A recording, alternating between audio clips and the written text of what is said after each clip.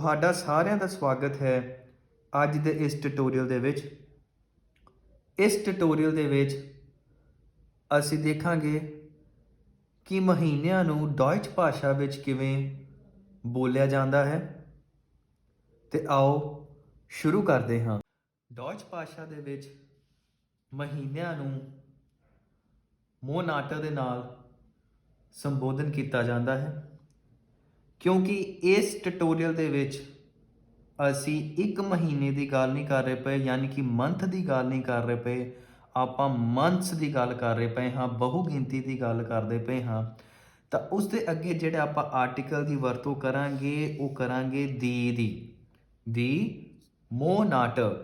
ਠੀਕ ਹੈ, ਇਸ ਚੀਜ਼ ਦਾ ਅਸੀਂ ਖਾਸ ਖਿਆਲ ਰੱਖਣਾ ਹੈ। ਜਦੋਂ ਕੱਲਾ ਮੰਥ ਹੁੰਦਾ ਤਾਂ ਆਪਾਂ ਹੋਰ ਕੋਈ ਆਰਟੀਕਲ ਦੀ ਵਰਤੋਂ ਕਰਨੀ ਸੀ, ਉਸ ਦੀ ਅਸੀਂ ਜਾਣਕਾਰੀ ਜਦੋਂ ਆਪਾਂ ਅੱਗੇ ਲੈਕਚਰ ਦੇ ਵਿੱਚ ਸਿੱਖਾਂਗੇ। ਅਗਰ ਟਿਊਟੋਰੀਅਲਸ ਦੇ ਵਿੱਚ ਤੁਹਾਨੂੰ ਜਾਣਕਾਰੀ ਦਿੱਤੀ ਜਾਏਗੀ ਕਿ ਜਿਹੜੇ ਆਰਟੀਕਲ ਨੇ ਉਹ ਕਿੰਨੇ ਪ੍ਰਕਾਰ ਦੇ ਆਰਟੀਕਲ ਨੇ ਅਤੇ ਉਹਨਾਂ ਦੀ ਵਰਤੋਂ ਕਿਸ ਪ੍ਰਕਾਰ ਨਾਲ ਅਸੀਂ ਕਰਨੀ ਹੈ। ਫਿਲਹਾਲ ਤੁਸੀਂ ਇੰਨੀ ਜਾਣਕਾਰੀ ਲੈ ਲਓ ਕਿ ਅਸੀਂ ਇਸ ਦੇ ਵਿੱਚ ਮੰਥਸ ਦੀ ਗੱਲ ਕਰਦੇ ਪਏ ਹਾਂ, ਤਾਂ ਆਪਾਂ ਆਪਣੇ ਦਿਮਾਗ ਦੇ ਵਿੱਚ ਗੱਲ ਰੱਖ ਲੈਣੀ ਹੈ। ਆਰਟੀਕਲ ਆਪਣਾ ਜਿਹੜਾ ਬਹੁ ਗਿਣਤੀ ਵਾਲਾ ਉਹ ਦੀ ਹੈ, ਆਪਾਂ ਦੀ ਲਿਖਤਾ। ਤੇ ਜਦੋਂ ਆਪਾਂ ਮੰਥਸ ਦੀ ਗੱਲ ਕੀਤੀ ਹੈ ਉਸ ਨੂੰ ਡੌਇਚ ਦੇ ਵਿੱਚ ਆਪਾਂ ਬੋਲਦੇ ਹਾਂ ਮੋਨਾਟ। ਠੀਕ ਹੈ ਜੀ, ਇਸ ਚੀਜ਼ ਦਾ ਆਪਾਂ ਖਿਆਲ ਰੱਖਣਾ ਹੈ। ਦੀ ਆਵਾਜ਼ ਦੇ ਉੱਤੇ ਵੀ ਆਪਾਂ ਜ਼ੋਰ ਲਗਾਉਣਾ ਹੈ, ਇਹ ਚੀਜ਼ ਦਾ ਆਪਾਂ ਖਿਆਲ ਰੱਖਣਾ ਹੈ। ਸਭ ਤੋਂ ਪਹਿਲਾ ਮਹੀਨਾ ਅਸੀਂ ਜਾਣਦੇ ਹਾਂ ਕਿ ਜਨਵਰੀ ਦਾ ਮਹੀਨਾ ਹੁੰਦਾ ਹੈ, ਜਿਸ ਨੂੰ ਇੰਗਲਿਸ਼ ਦੇ ਵਿੱਚ ਆਪਾਂ ਜਨਵਰੀ ਕਹਿੰਦੇ ਹਾਂ। ਉਸ ਨੂੰ ਆਪਾਂ ਡੌਇਚ ਭਾਸ਼ਾ ਦੇ ਵਿੱਚ ਕਿਵੇਂ ਬੋਲਾਂਗੇ, ਆਓ ਆਪਾਂ ਸਿੱਖਦੇ ਹਾਂ। ਪਹਿਲਾ ਮਹੀਨਾ ਡੌਇਚ ਭਾਸ਼ਾ ਦੇ ਵਿੱਚ ਉਸ ਨੂੰ ਇਸ ਤਰ੍ਹਾਂ ਲਿਖਾਂਗੇ,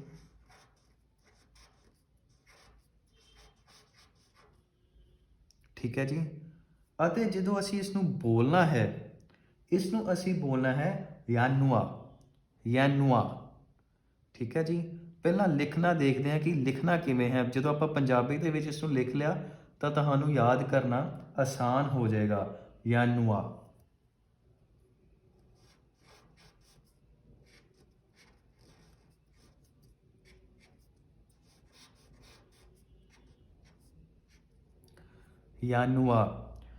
ਹੁਣ ਇੱਕ ਚੀਜ਼ ਦਾ ਖਿਆਲ ਰੱਖਣਾ, ਉਹ ਖਿਆਲ ਕੀ ਰੱਖਣਾ ਹੈ, ਇਸ ਨੂੰ ਆਪਾਂ ਯਾਨੂਆਰ ਨਹੀਂ ਬੋਲਣਾ, ਉਹ ਬਿਲਕੁਲ ਗਲਤ ਹੋ ਜਾਏਗਾ। ਇਸ ਨੂੰ ਆਪਾਂ ਯਾਨੂਆ ਹੀ ਬੋਲਣਾ ਹੈ। ਔਰ ਜਦੋਂ ਆਪਾਂ ਪਿਛਲਾ ਟਿਊਟੋਰੀਅਲ ਅਲਫਾਬੀਟਸ ਦਾ ਕੀਤਾ ਸੀਗਾ, ਉਸ ਦੇ ਵਿੱਚ ਤੁਹਾਨੂੰ ਦੱਸਿਆ ਗਿਆ ਸੀਗਾ ਜਿਹੜੀ ਜੇ ਦੀ ਆਵਾਜ਼ ਹੈ ਉਹ ਡੌਇਚ ਵਿੱਚ ਯੌਟ यानी यये ਦੀ ਆਵਾਜ਼ ਨਿਕਲੇਗੀ। ਇਸ ਤਰ੍ਹਾਂ ਅਸੀਂ ਇਹ ਲਿਖਿਆ ਫਿਰ ਯਾਨੂਆ। ਜਿਹੜੀ ਏ ਦੀ ਆਵਾਜ਼ ਹੈ ਉਹ ਡੌਇਚ ਦੇ ਵਿੱਚ ਆ ਦੀ ਆਵਾਜ਼ ਕੱਢਦੀ ਹੈ। ਠੀਕ ਹੈ ਜੀ, ਯਾਨੂਆ। ਹੁਣ ਜਿਹੜਾ ਐਰ ਦੀ ਆਵਾਜ਼ ਹੈ ਆਰ,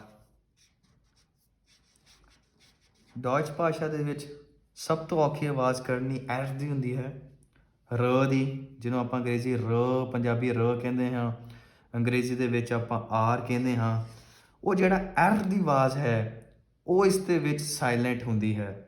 ਇਸ ਚੀਜ਼ ਦਾ ਖਾਸ ਖਿਆਲ ਰੱਖਣਾ, ਆਪਾਂ ਯਾਨੂਆਰ ਨਹੀਂ ਬੋਲਣਾ, ਕਿਉਂਕਿ ਅਰ ਦੀ ਆਵਾਜ਼ ਜਿਹੜੀ ਹੈ, ਐਰ ਦੀ ਆਵਾਜ਼ ਉਹ ਜਿਹੜੀ ਸਾਇਲੈਂਟ ਹੈ। ਜਿਵੇਂ ਆਪਾਂ ਅੰਗਰੇਜ਼ੀ ਦੇ ਵਿੱਚ ਜਾਣਦੇ ਹਾਂ ਕੁਛ ਅਲਫਾਬੈਟ ਜਿਹੜੇ ਹੁੰਦੇ ਨੇ, ਕੁਛ ਵਰਡਸ ਜਿਹੜੇ ਹੁੰਦੇ, ਜਿਵੇਂ ਆਪਾਂ ਨੋਟ ਕਹਿ ਲਈਏ, ਗੰਢ ਬੰਨ੍ਹਣਾ, ਉਸ ਦੇ ਵਿੱਚ ਆਪਾਂ ਕੇ ਸਾਇਲੈਂਟ ਰੱਖਦੇ ਹਾਂ। ਆਪਾਂ ਕਨੋਟ ਨਹੀਂ ਬੋਲਦੇ, ਆਪਾਂ ਨੋਟ ਬੋਲਦੇ ਹਾਂ। ਠੀਕ ਹੈ, ਉਸੇ ਪ੍ਰਕਾਰ ਜਿਹੜਾ ਡੌਇਚ ਭਾਸ਼ਾ ਦੇ ਵਿੱਚ ਪਹਿਲਾ ਜਿਹੜਾ ਮਹੀਨਾ ਹੈ ਉਹ ਯਾਨੂਆ ਹੈ, ਯਾਨੂਆਰ ਨਹੀਂ ਹੈ। ਡੌਇਚ ਭਾਸ਼ਾ ਦੇ ਵਿੱਚ ਦੂਸਰਾ ਮਹੀਨਾ ਯਾਨੀ ਕਿ ਫਰਵਰੀ ਦਾ ਮਹੀਨਾ ਡੌਇਚ ਭਾਸ਼ਾ ਵਿੱਚ ਆਪਾਂ ਲਿਖਦੇ ਹਾਂ ਕੁਝ ਇਸ ਤਰ੍ਹਾਂ।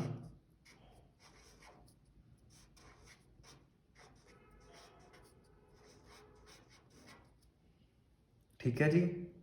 ਅਤੇ ਲਿਖਾਂਗੇ ਯਾਨੀ ਕਿ ਬੋਲਾਂਗੇ ਕਿਵੇਂ, ਪੰਜਾਬੀ 'ਚ ਆਪਾਂ ਲਿਖ ਕੇ ਪਹਿਲਾਂ ਦੇਖ ਲਈਏ ਇਸ ਨੂੰ। ਫਿਰ ਮੈਂ ਤੁਹਾਨੂੰ ਡਿਟੇਲ ਵਿੱਚ ਦੱਸਦਾ।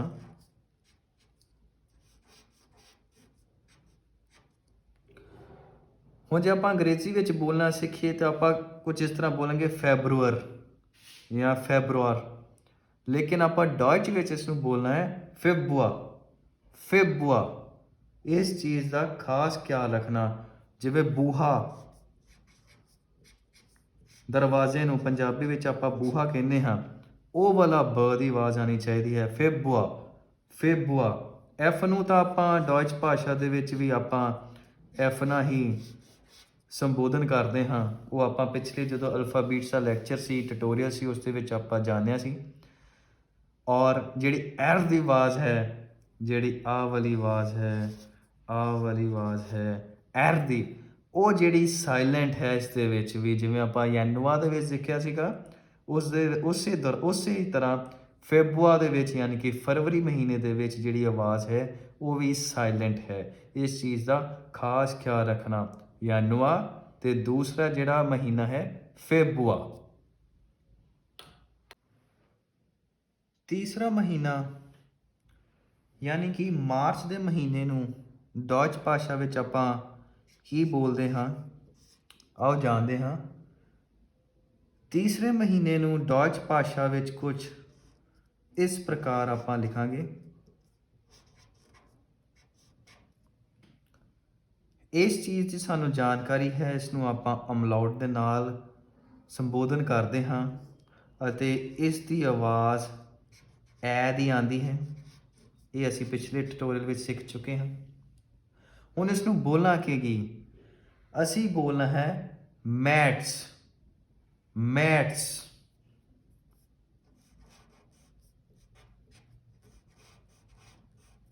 ਮੈਂ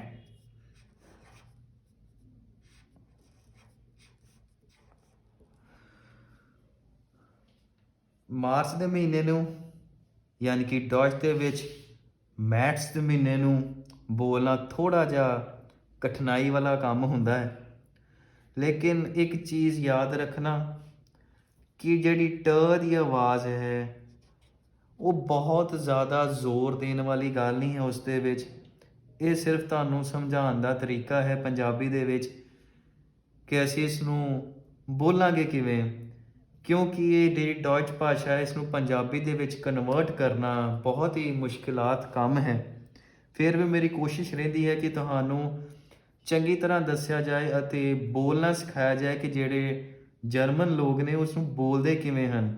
ਹੁਣ ਮੈਂ ਤੁਹਾਨੂੰ ਸਿਖਾਦਾ, ਸਿੰਪਲ ਜਿਹੇ ਤਰੀਕੇ ਨਾਲ ਬੋਲਣਾ ਸਿਖਾਦਾ, ਸਭ ਕੁਝ ਸਿਖਾਦਾ, ਲੇਕਿਨ ਉਹ ਤੁਹਾਡੀ ਜਿਹੜੀ ਪ੍ਰੋਨੰਸੀਏਸ਼ਨ ਹੈ ਜੇ ਮੈਚ ਹੀ ਨਹੀਂ ਕਰੇਗੀ ਜਰਮਨ ਦੇ ਲੋਕਾਂ ਨਾਲ, ਤੇ ਫਿਰ ਉਸ ਚੀਜ਼ ਦਾ ਮਜ਼ਾ ਨਹੀਂ ਆਉਂਦਾ। ਇਸ ਕਰਕੇ ਮੈਂ ਤੁਹਾਨੂੰ ਤੋੜ ਕੇ ਇਸ ਚੀਜ਼ ਨੂੰ ਕਰਾਉਣਾ ਹਾਂ। ਮੈਟਸ, ਮੈਟਸ, ਟ ਦੀ ਆਵਾਜ਼, ਕਈ ਜਿਹੜੇ ਡਾਚ ਭਾਸ਼ਾ ਜਿਹੜੇ ਬੋਲਦੇ ਹਨ ਉਹਨੂੰ ਮੈਟਸ ਵੀ ਬੋਲ ਦਿੰਦੇ ਹਨ, ਟ ਦੀ ਆਵਾਜ਼ ਕਈ ਵਾਰੀ ਉਹ ਸਕਿਪ ਕਰ ਜਾਂਦੇ ਹਨ। ਸੋ ਟ ਦੀ ਆਵਾਜ਼ ਬਿਲਕੁਲ ਹਲਕੀ ਜਿਹੀ ਦੇਣੀ ਹੈ, ਮੈਟਸ।